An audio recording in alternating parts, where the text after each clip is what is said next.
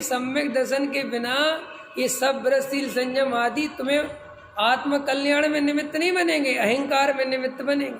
क्यों बनेंगे? क्योंकि तुम ये सब करोगे, सम्यक दर्शन है नहीं, तुम्हें लोग धर्मात्मा कहेंगे, तुम्हारी प्रशंसा करेंगे, तुम अपने को धार्मिक समझोगे, और जो नहीं करेंगे उन्हें पापी समझोगे। ये दृष्टि तुम्हारी चल जाएगी, और ये दृष्टि चलेगी और ये तुम्हें संसार में घुमाएगी। सम्यक दर्शन बहुत जरूरी है। घेवरा मोड़ पर बोला था मैंने, तुम्हारे व्रतशील संयम आदि कष्टप्रद क्यों है? तुम पे जो उपवास आदि होते तकलीफ क्यों होती? कर तो लेते हो तुम धर्म के नाम पर, जैसे तैसे निकालते हो समय, लेकिन वो कष्ट क्यों हुआ? आनंद क्यों नहीं आया? ये 10 लक्षण बोझा क्यों लगे? पता सोचा क्यों लगे? हमें ऐसा क्यों लगा कि भैया निकल जाए समय? क्यों निकालना चाहते थे हम? कौन सा समय जल्दी निकालना चाहते? बोलो। दुख रूप के सुख रूप? दुख रूप समय जल्दी निकालना चाहते ना, सुख रूप तो नहीं चाहते ना। तो ये व्रत है, आज जल्दी दिन निकल जाए, तो इसका मतलब क्या है?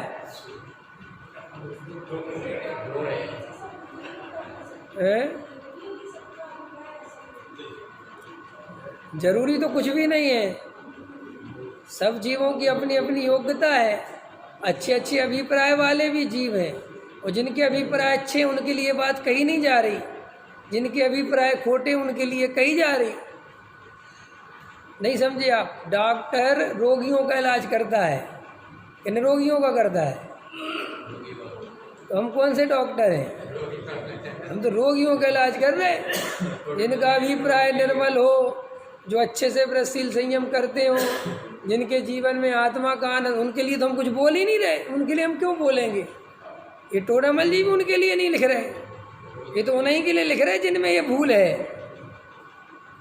अपन तो एक समझ लो विश्लेषण कर रहे हैं कि बिना सम्यक दर्शन के जीव की क्या दशा होती। इसलिए कर रहे हैं कि अपने आप को देखो, दूसरे को देखने की जरूरत, अपने को देखो। ये अब लोग कहते थे आज का दिन कट जाए भैया, कैसे भी करके आज उपवास कर रखा, बस सुबह हो जाए। तो भैया वो दुखप्रद हो गया ना, वो उसमें आनंद कहाँ आया? जबकि वो तो कह रहे कि चारित्र्य तो आनंद रूप है। अगर इसे भी तुम चारित्र्य कहते हो, मान लो ये चारित्र्य है, मैं तो कहता हूँ, तो चारित्र्य दुख रूप तो नहीं हो सकता ना। ये सब आनंद रूप है, तो तुम्हें दुख क्यों हुआ? तकलीफ क्यों हुई? आकुलता क्यों हुई? इसलिए आकुलता हुई कि तुम्हें आत्मा का आनंद नहीं है, कसाय का अभाव नहीं है। और कसाय का अभाव नहीं है तो वे उपवास आदि दुख देते हैं, उसमें क्या घबराने जैसी बात? कसाय नहीं हो तो आनंद आता है। अब लेकिन तुम्हें ऐसा बैठ गया है कि चाहे कसाय वैसे करेंगे हम तो करेंगे, तो करोगे तो कर लो, उसमें कोई बात तो कर। याद रखना, करना कुछ कठिन थोड़ी ही है, मुनि बनना भी सरल है। कर क्या कुछ भी ठान लो। आदमी माउंट एवरेस्ट चढ़ गया, नहीं चढ़ गया माउंट एवरेस्ट है? आदमी वो रॉकेट में बैठ के वो लेटे रहते हैं 45 दिन तक, जहाँ उसमें ढंग से खड़े जगह ही नहीं होती जरा सी, वे चले जाते हैं ऊपर, 45 दिन लटके रहते हैं। क्या नहीं कर सकता मनुष्य? ये जरा सी रोटी छोड़ने को धर्म कहते हो? कई लोग कहते पंडित जी तुम छोड़ के दिखाओ, नहीं कहते ना तुम छोड़ के दिखाओ, तो लगाओ सर, चलो दो, कुछ दे बदले में दो, क्योंकि आत्मा इससे मुझे मिलेगा नहीं। तुम लाओ, 2 लाख रुपए दो, 10 दिन का उपवास करके दिखाता, और मेरे पे कैमरा लगा के दिखा, निर्जला कैमरा लगाओ कैमरा, हम करके दिखा दें। कोई कठिन थोड़े ही है। ये सब आप सोच लो, ये सब आपकी मान्यता से चलते हैं। कई लोग ऐसी मान्यता बना लेते हैं, खड़े खड़े पूजा करें, कर सकते हो, कोई बड़ी बात नहीं है। जब आदमी माउंट एवरेस्ट चढ़ सकता है तुम पूजा नहीं कर सकते। ये सब आपकी श्रद्धा मजबूत हो गई अखंड कि हम तो ऐसे ही करें। इसलिए अज्ञानी बहुत व्रत तप करता है, ज्ञानी नहीं करता इतने व्रत तप, क्योंकि अज्ञानी बहुत मजबूती से व्रत तप पकड़ के करता है। ज्ञानी तो सहज रहता है, विकल्प आया तो ठीक है, नहीं आया तो ठीक है, उसको ऐसा कोई अंदर वो ऐसा करते ही नहीं कि चाहे कुछ हो जाए करूँगा, चाहे कुछ हो जाए माने। वो सेठ था ना, वो मेढक बन गया था जो, वो क्या था कि चाहे कुछ हो जाए। भाई ये जैन धर्म सिखाते ही नहीं चाहे कुछ हो जाए। जैन धर्म तो ये कहता है आनंद में रहो, इतने आनंद में डूबो। अभी देखो पंडित साहब की पूजा पढ़ रहे थे आप लोग, उसमें आई थी लाइन, कितनी अच्छी लाइन थी, वो ध्यान देने योग्य थी। उसमें कह रहे थे पंडित साहब कि आत्मा का इतना आनंद आवे प्रभु के काम वासना उत्पन्न ना होवे। पढ़ी थी अभी, याद है रमेश जी? याद है? नहीं है याद? याद होगी भी नहीं कभी, फुर्सत ही कहाँ है देखने की कि क्या पढ़ रहे हो। अच्छा बताओ कितनों को याद है उस लाइन? देखा किसी गया ध्यान? इसलिए नहीं जाता कि पढ़ते ही नहीं है। वो पढ़ने की आदत बस पढ़िए, पढ़ो अर्घ चढ़ाओ, पढ़ो अर्घ चढ़ाओ, पढ़ो अर्घ चढ़ाओ।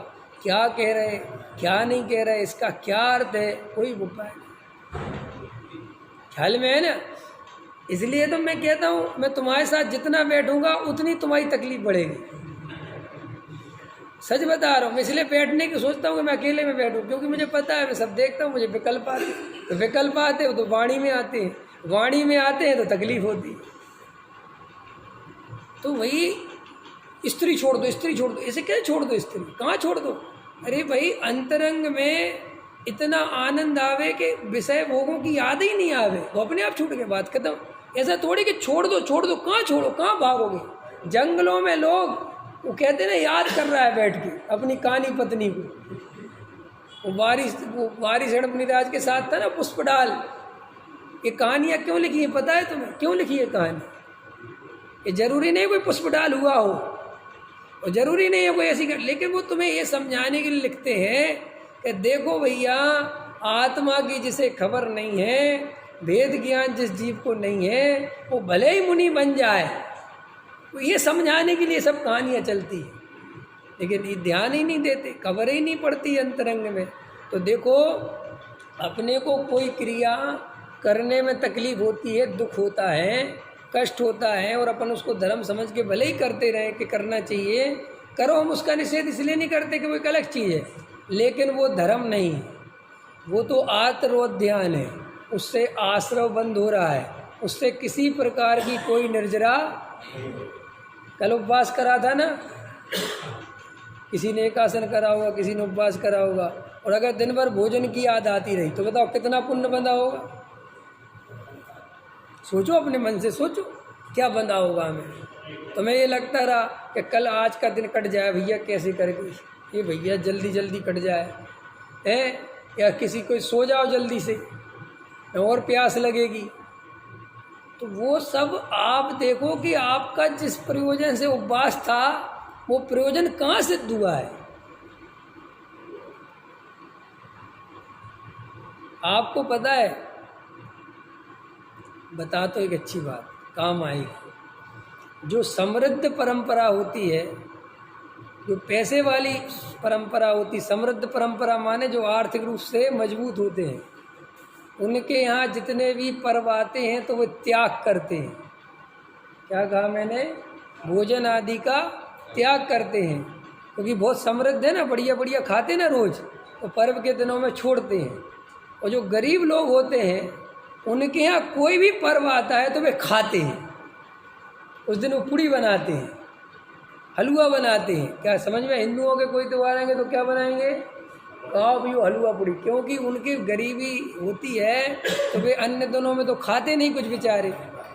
सब गरीब आदमी है, नमक रोटी खाते हैं। देखे तुमने, देखे ही होंगे सब लेबर क्लास बेचारे।